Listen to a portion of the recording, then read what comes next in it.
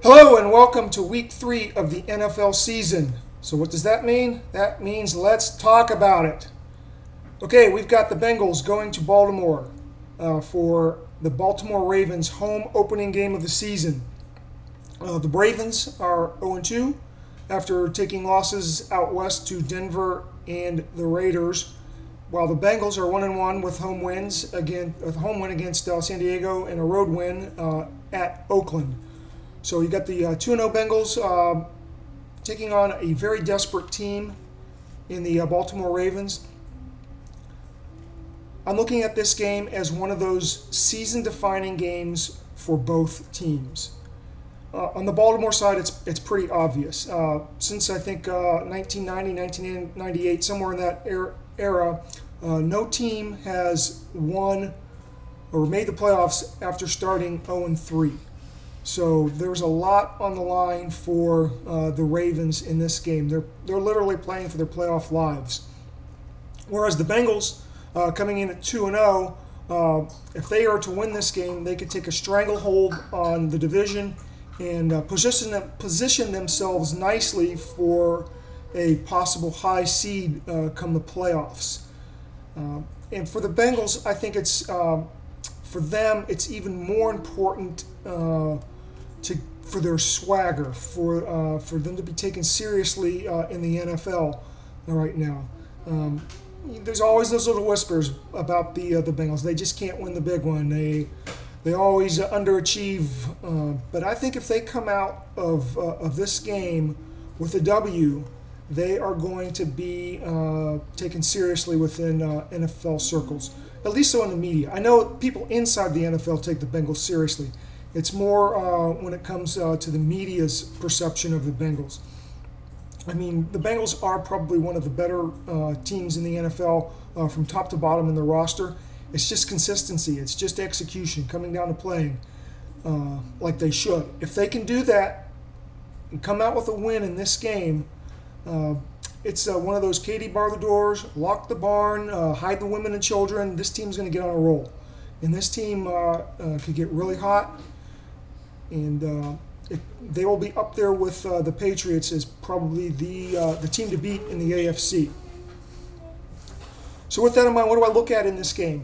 I'm looking at the injuries first. On Baltimore side, they're going to miss Eugene Monroe, their offensive tackle, and they're going to miss Chris Canty, one of their defensive linemen. They're both starters, and we all know that the game is won in the trenches. And with the Bengals having probably one of the best offensive lines and one of the better defensive lines, that's going to present matchup problems for the Ravens. I can see the Bengals defensive line being able to get after Flacco, especially given the fact Flacco does not have that many offensive weapons. There's no speed on this team, and that's where another injury comes into play. Their rookie wide receiver, Brashard Perriman, is not going to be playing in this game. He hasn't played all year. He's been out nursing an injury, and so they don't have weapons. They've got their tight end, who seems to be the only weapon they have. They have Steve Smith, but he's getting up there in age. He's retiring at the end of the year. There's no speed offensively. They don't really threaten you vertically. So I think our defensive line is going to be able to put some pressure on Flacco. I think they'll be able to hold the running game in check for the Ravens, and basically put this game in the hands of the Bengals offense.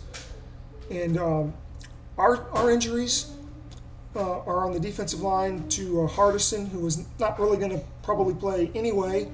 And the biggest factor is Pat Sims. He won't be there, but I think they have enough with Brandon Thompson, Pecco, and Gino to be able to get in there and create some havoc with Flacco. And on the offensive side of the football, we saw what Derek Carr did to their secondary last week. They were kind of exposed. I think Andy can do that this week. I mean, matchup problems all over the field for the Ravens. AJ, Marvin, Tyler. And oh, by the way, let's throw Bernard in there with a run and Jeremy Hill going downhill on them. I just think that the Bengals have too much talent, too much offense in this game, And so I see the Bengals winning 27-23. It's going to be one of those typical Marvin Lewis heart attack games, the ones where he does just enough to keep the game close until the end, where the Bengals will pull it out at that point. Next thing I want to talk about with the Bengals is one Andy Dalton. He's been maligned, ridiculed, and rightfully so, sometimes for his performance in prime time and in the playoffs. But I think we need to take a step back and look at the big picture. Right now in the NFL, Andy Dalton is very close to knocking on that elite status door. Right now, he has a 5-0 touchdown to interception ratio. He has got a rating of 120, which makes him fifth in terms of passing. When it comes to ESPN's QBR, he's at 80%. Again, that's fifth in the league. He's right up there with Aaron Rodgers, Tom Brady, Big Ben. So he's knocking on the door when it comes to becoming elite. And I'm not just saying that because of he started out 2-0 and we haven't seen the bad Andy yet. Maybe we'll never see the bad Andy this year. I'm looking more back at it from a historical perspective. We've got 4 seasons plus 2 games in the book. Andy Dalton has a 64% winning percentage. That rivals any of the great QBs in the NFL. Rivals Montana, Elway, Marino, you name it. That's a good winning percentage after 4 years. It's not like one of these quarterbacks that comes along, gets hot, and then you never hear from him again. He's done it consistently over 4 years.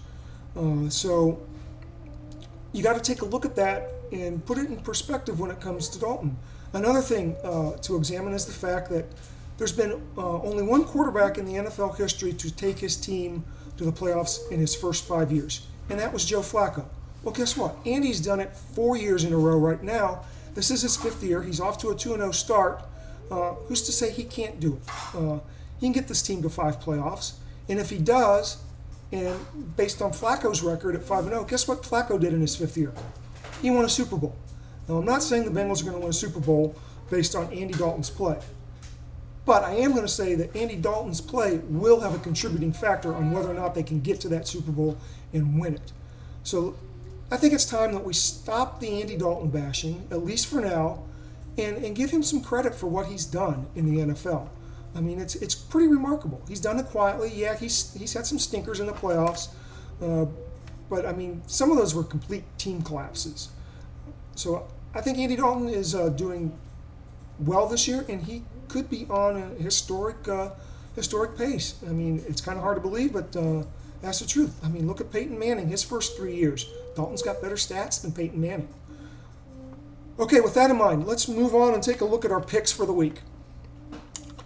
We'll start off with the Oakland Raiders going to the Mistake by the Lake to take on the Browns. Last week, I told you that the Raiders would beat the Ravens, and they did. This week, I'm telling you, the Raiders are going to beat the Browns. And there's one reason why. Better quarterback play. I'm always going to take the team with the better quarterback. And in this game, it's going to be Derek Carr over Josh McCown. I mean, what are the Browns thinking? Johnny Manziel played pretty decent last week. And then going back to a quarterback that is coming off a concussion, I don't know. I would have stuck with Manziel. That wouldn't have changed my pick in this game, but I'm just saying, go with the Raiders. Next game, we've got the New Orleans Saints going to Carolina to take on the Panthers. No Drew Brees, and that's going to be no problem for Cam and the Panthers. The Saints get off to an 0-3 start, and do we start the Sean Payton watch? Who knows? I mean, this team has gotten old and gotten old fast. Next game, we've got the 2-0 Falcons taking on the 2-0 Cowboys. Cowboys in a world of hurt with no Dez and no Romo. I still like the Cowboys in this game, mainly because it's at home, and their defense is playing rather well. I mean, they just totally throttled the Philadelphia Eagles. I know the Eagles got in their own way most of the time, but still, that Cowboy defense played pretty darn well. And so I think that they're going to be able to take care of the Falcons. It's going to be a very, very close game. I think home field gives the Cowboys the edge here. Our next game sees the Tampa Bay Buccaneers headed down to Houston to take on the Texans. Both teams have huge question marks, especially the Tampa Bay Buccaneers on the offensive line. They're going to have some rookies starting.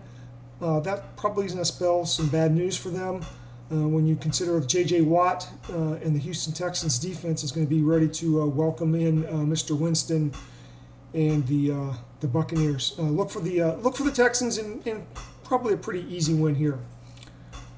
The next game features two more AFC South teams. The Indianapolis Colts travel down to Nashville to take on the Titans. The Colts at 0-2, but as Aaron Rodgers said last year, Colts fans, relax. You're going into Tennessee. They have a rookie quarterback. I think Andrew Luck gets things turned around, and the Colts get back on track.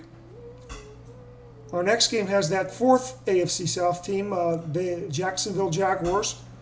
We'll be traveling up to New England to take on Tom Brady and me against the World Tour of the New England Patriots.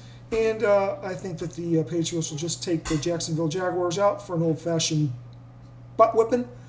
So we'll see the Patriots in a name your score type of game. Another game that I've got my eye on, I like to watch Mike Zimmer and his Vikings. Kind of a rooting interest there. They will be welcoming in the San Diego Chargers. As much as I like Zimmer and what he's done in New England, I'm going to give the edge in this game to the Chargers, simply because they have the better quarterback in Phillip Rivers. I think that the Chargers are going to go in and win a close game. But Phillip Rivers is the better quarterback over Teddy Bridgewater. The next game pits two teams that are at the polar opposite of where you would expect them to be. Usually the New York Jets start the season at 0-2 and the Philadelphia Eagles start at 2-0. This time that is reversed. And if you saw that game against the Cowboys last week, the Eagles looked utterly horrible, especially on offense. They did their defense no good by being on the field for such a short period of time. When your defense is on the field for 40 minutes in a football game, that spells trouble. I think the Jets have just enough offense to win this game. And they've definitely got the defense to shut down the Eagles. So I'm looking for the Jets in a pretty easily win. So they'll be starting the season at 3-0, and all those fans in New York will probably be getting up and hooping and hollering. The next game has the 1-1 Steelers taking on the 1-1 Rams in a game in St. Louis, but I bet there will be more Steeler fans there than Ram fans, given all the turmoil with the Los Angeles move in the rearview mirror or the front mirror or window or whatever you want to call it of the St. Louis Rams. Is that going to be a distraction? Probably not, other than the fact that the Steelers travel well with their fans. The Rams have a good pass rush, but I think the Steelers are going to neutralize it by running Le'Veon Bell, who's back for his first week after suspension. So look for the Steelers in a close game, but the Steelers to prevail. In another West Coast game, we've got the 49ers going to the desert to take on the Cardinals. I think the Cardinals have the better personnel, the better coaching, and I look for the Cardinals to win quite handily in this game. We're going to see that the Cardinals with Carson Palmer might be the real deal out in the NFC. We got another game over in the AFC. AFC East teams, the Buffalo Bills and the Miami Dolphins. This is one of those playoff games in my mind. The team that wins sets himself up nicely for a playoff run, while the losing team digs themselves deeper into the hole. One of these teams is going to be 1-2, and the other is going to be 2-1. But more importantly, the loser of this game will be a game behind in the all-important head-to-head categories in this matchup. Given it's a divisional game, it might not have as much sting as it would if it were just another intra-conference game, but because there will be a rematch later in the year. In this one, I see too much defense from Rex Ryan. I'm going to take the Bills in a close one over the Dolphins. Our next game has the 0-2 Bears facing the 0-2 Seahawks. Again, this is another one of those relaxed games for you Seahawks fans. You got Cam Chancellor back. You're going to be playing a team that has a second-string quarterback. You're going to be playing a team that might just be the worst team in the NFL right now. So I see the Seahawks with the 12th man getting a huge win over the Bears. On Sunday night, we've got the Denver Broncos traveling to Detroit to take on the Lions. In this one, you got old man Peyton taking on beat up Matthew.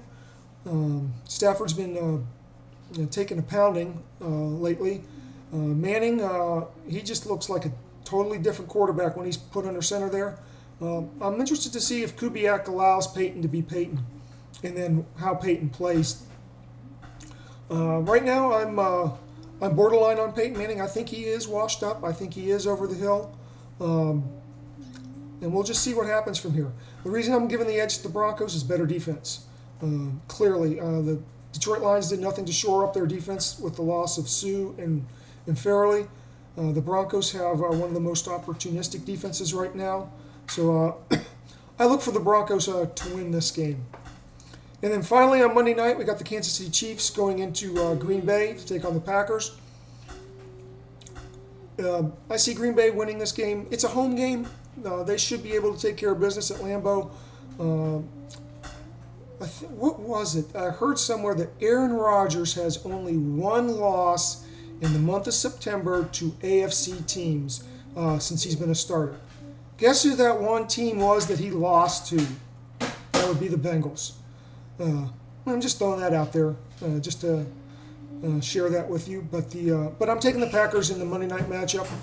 Chiefs slipped to 1-2, and once again they dig themselves into a little bit of a hole when it comes to the playoffs. So that's it for Week 3. Hopefully when we come back here next week, the Bengals will be sitting 3-0 atop the division. So let's get a big Houday win, and see you next week.